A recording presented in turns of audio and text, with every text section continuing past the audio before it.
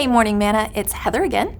I hope that you are enjoying this little companion devotional to the sermon series that we have been in. The sermons are about outreach, sharing the love of Jesus, the gospel with others. I'm exploring one aspect of sharing the gospel, and that is what I'm calling live out loud, preaching the gospel with my life, showing people a life that has been transformed by Jesus. Yesterday, we talked a little about what that can look like.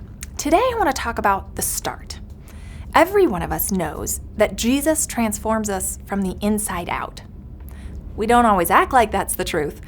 Sometimes we want to try to put on the outside actions first, but Jesus begins with who we are and who we are becoming. In the Gospel of John, he shares with his disciples a beautifully poetic picture as he leans into this idea. Let's look at John chapter 15, verses 4 and 5. Abide in me, and I in you. The beginning of living out loud is abiding. Abiding is that deep sharing of life with God. It precedes all our action.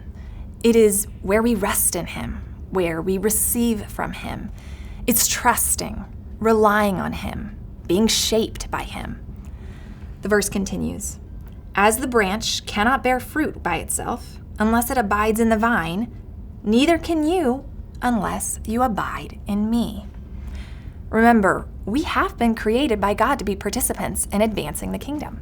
We were created for good works, acts of service, kind deeds, sharing the gospel, loving others, and we're designed to bear that fruit. That is the essence of living out loud. People can look and see the fruit of my discipleship in my life. But we can't bear that fruit without him. We don't work that out on our own. Living out loud is not a product of my own effort. It is reflected by my works in my life, surely, but it is produced by God in me. Verse 5 says, I am the vine, you are the branches. Whoever abides in me, and I in him, he it is that bears much fruit. For apart from me, you can do nothing. This is where we need to live, constantly abiding in him, constantly tucking into him, and then allowing his transformation of our lives on the inside to be the message of the gospel on the outside. It reminds me of the fruit of the Spirit.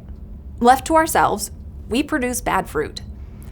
When we spend time with the Holy Spirit, he produces the fruit of the Spirit in us: love, joy, peace, long-suffering, gentleness, goodness, meekness, temperance, and faith.